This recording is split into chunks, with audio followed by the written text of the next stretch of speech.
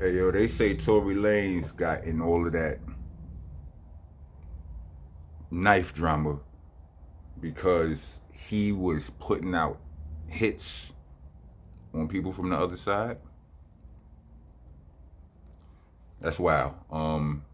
If you was doing that, then I could understand that happening. You know what I mean? It ain't no way around it. Like once you in, you in. You know what I'm saying? When it comes to that kind of dynamic. I still think it's bad. I still don't think that would be his life if like would he be on the streets putting out hits?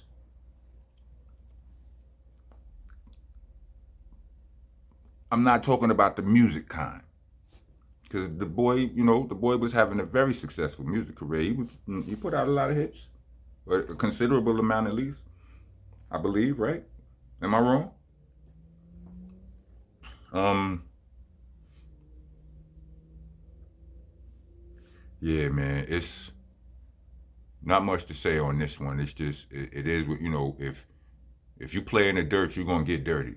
You know what I'm saying? I do know niggas who been like I've been locked up a lot of times, right? You know, I never been to prison, but I have spent some time in jail. Not time. Like the longest I've ever been locked up was 6 months, right? And for the most part, my ride was smooth. You know what I'm saying? Like when I first got there, it was scary. Like I got locked up in '92. I, um, I got locked up in Manhattan. I stayed in Manhattan for like a week or two. Right, I was in the Tombs. That's like Manhattan House, right? They call it the Tombs. Then they moved me. They moved a bunch of us. They moved me to this joint they called the Navy Yard. It was called BCF. And niggas was like, you don't want to go to no Navy Yard. You don't want. Oh man, that's dirty. They got rats here, but it's filthy, man. You rather go to Rikers Island, man. I done heard Rikers Island stories my whole life. I'm like these Rikers Island stories was scary. You understand what I'm saying? I don't care how tough you was. You know what I'm saying. You go to Rikers Island, you better you know what's going. It's a possibility that it could shake out. I've been to Rikers Island multiple times, never had the shakeout, right? Never no smoke. But in that Navy Yard, BCF, like when I first got there, we got to the building like 1 a.m. By the time, well, it was like 1 a.m. by the time they put me in the dorm. And it was a few of us they put in the dorm. And they turned on the lights at 1 a.m. And the niggas who woke up when them lights came on, you got the ugly face when you wake up. So the ugliest nigga gonna be uglier, right? And these, I'm 19 years old. I just turned 19, right? These niggas is some of the scariest looking niggas I ever seen in my life. They cut on the light, and all of these niggas got the ugly face. These niggas got all kind of scars across their body and all. Niggas got muscles on top of their muscles, and it's wild, right? I'm terrified. I'm just keeping it all the way 100 with y'all, but I can't show no. And a nigga had a chain on. And when I got locked up, I had a chain, and it was just like if you as long as I was around any nigga who knew I had the chain, I couldn't hide it because I couldn't show no fear, right? So I just got moved from over there, from the Manhattan jail. I still had my chain. I'm still with a nigga who knew I had it. I can't hide it. I'm like, they gonna kill me in here. The next morning, they packed up that whole house.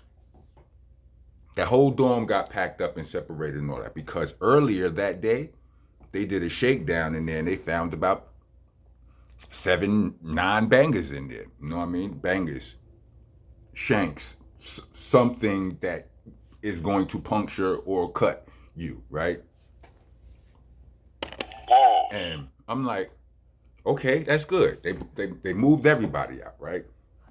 This is where they brought me. They would have brung me here yesterday. I would have had to live in here with all them weapons. Anyway, so They moved me, and this was on the 5th floor. All of the high classification criminals. I didn't belong there. They moved me down to the 3rd. I was a medium caliber classification. You understand what I'm saying? As soon as I got there, I went to it was a mess hall dorm. They brought me to I think everybody on the 3rd floor worked, right? I think we all worked the mess hall. And I got to that dorm. There was a big scary looking nigga standing there. I was the youngest nigga in there, in the dorm, probably in the jail, right? Because I got locked up in November. I just turned 19, right? Big scary nigga like, he's like, this a working dorm. You want to work? I'm like, yeah. Hell yeah. He was like, all right. He asked me, he said, you smoke cigarettes? I'm like, nah. He's like, all right, it's a bed open by mine, right? Because if you was in a dorm and you was exposed to niggas. You know what I'm saying? There wasn't no cell. You was vulnerable. But big man was like, he's like, I don't smoke no cigarettes. It's cool. So it's an empty bed over. All right. So I went back there, dropped and I never had no fights in there until one incident over the phone, and that wasn't even my incident. It was my man incident, and it was with the other side. Somebody came back to jail from court, got bad news, and they expect, niggas had slot times. I don't know if they still doing slot times and all of that, but he came home in the middle of my man's slot, and he was basically trying to debo my man off the phone. Like, I need to make a phone call. I had the rough day in court. I need to make a phone call. My man like,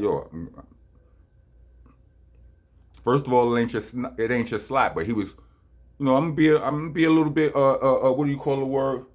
Show you a little grace or something like that. You know what I'm saying? I'm gonna be a little understanding. He's like, just give me a minute. And dude was just really trying to get aggressive. And dude was one of them. Anyway, let me not judge. But it got crazy. It popped off. All of his peoples came. And, I held it down. So, I punched on a few people, but it wasn't nothing crazy. Like, you know what I'm saying? It did. At the end of the situation, everybody worked it out. Ain't nobody go to the Bing, no nothing. And everybody, all right. Nobody got cut. Nobody know nothing. You understand what I'm saying? So, say all that to say, you can go to jail and have a smooth bed. I don't know about prison. Because I've never been there. I can't speak for what I haven't. You know what I'm saying? What I ain't. I know it's possible to go through the system and not have, you know what I'm saying? But if you're there for too long,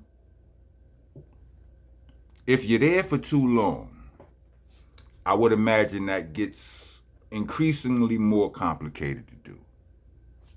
You know what I mean?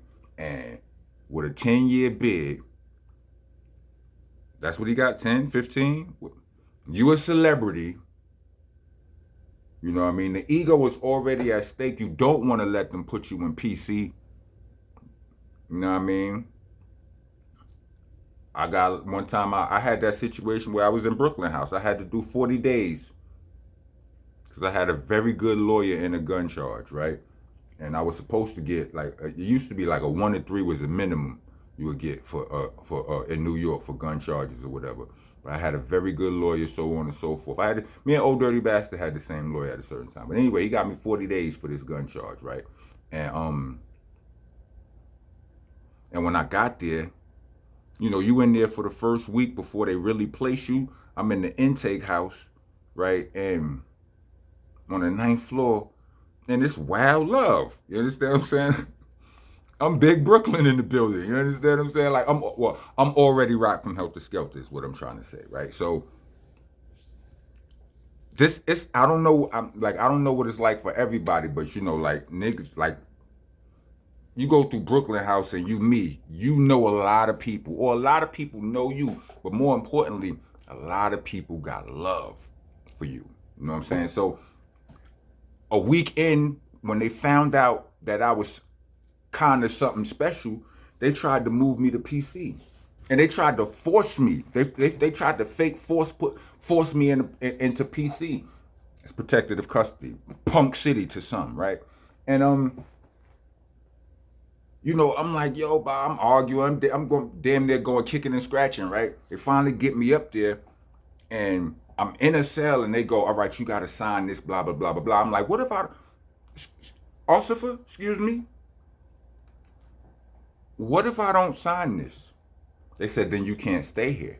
I'm like, well, I'm not signing it. They like, so they made it, so the moral is they try to make it seem like it was mandatory for me. You understand what I'm saying? Like I had to do it, but once I found out I still had it, I'm like, nah. And so now I went, they bring me back to the 9th floor, niggas is in there cheering like, they was cheering for the go. It was a moment. Anyway, yeah, so like,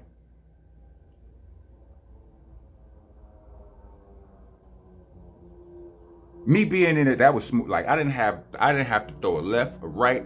I had a, you know what I'm saying? It was a niggas. Shout out to Melion from Langston Hughes, because our projects didn't even get along. But we Brownsville, we in there. He was in the dorm across. It was all love, right? It was a magazine issue that came out. I was in. This was in like, what year was this? This was like 98, something like that, right? Nigga passed. He made the CO pass the magazine. He's like, yo, Rock, you seen this? Had the CO pass the magazine. CO now, she takes a look at the magazine. She gives me the magazine. Now she on my nuts, right? She looked like trash, right? But it was, you know, it was an asset. You understand? I got her to open the windows when shit was wild hot. And anyway, there's many ways you can do your bid, but I'm saying when you doing a bid, because like I said, ain't that, don't none of that compared to no 10-year bid in prison. You know, niggas, like I said, I've never been in prison, but niggas will tell you jail and prison is different every day. You know what I mean? 10 years, it's probably too long for somebody like Tory Lanez to keep his nose clean.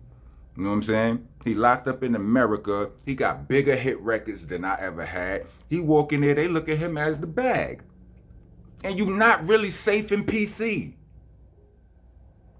So you go in there, you're gonna have to show these niggas something, or they gonna have you.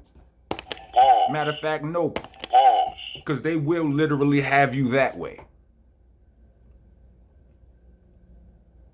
You know what I'm saying? So just for the sake of all things decent, at least, I hope he at least did the crime, B. Cause right now that ain't clear. Niggas talking about it right now, like, yo, it's still, he ain't. Anyway, not to disrespect nobody. I don't want to victim blame or nothing like that. I'm just saying what I'm saying. Anyway, excuse me. Did I welcome y'all to the nation? It's Monster Nation. I'm your host, your tour guide, landlord, owner, tenant, janitor. I'm off the damn floor with you if you don't follow the rules. The rules are you gotta like, comment, subscribe, hit the bell for all notifications. If you're trying to be a taxpaying citizen of the nation, leave us a super thanks or Cash App. Cash App tag gonna be in the description along with the Bandcamp link, which is there for those of you who would rather hear me rap than hear me yap. You know what I mean? Nonviolent Rocco. It's my new mixtape. Go there and get it. Bandcamp. Click that link. Mixtapes all the way back to Shell Shock, but Nonviolent Rocco is the new one. Yeah, use your spell checks when you leave me your comments, writing your name and graffiti on the wall and all that. Use your spell checks, not your autocorrects. Autocorrects will get your comments deleted because you're messing up. You know what I'm saying? You gotta spread the gospel correctly. You know what I'm saying? It's ROCK unless you're a Crip. I understand y'all politics, but throw a little cuh in the comment or something so we'll pass it through. You know what I'm saying? Little cuh. Salute cuh, we'll know. You know what I'm saying? You know what I'm saying? Monster is spelled with an A. It's monster, not monster. No ER. You know what I'm saying? Helter Skelter, AH, not ERs. Helter Skelter, not Helter Skelter. You know what I mean? And for the love of all things decent, it's BCC, not BBC. Pause protesting. Get your ass out of here. Rest of y'all already know what time it is.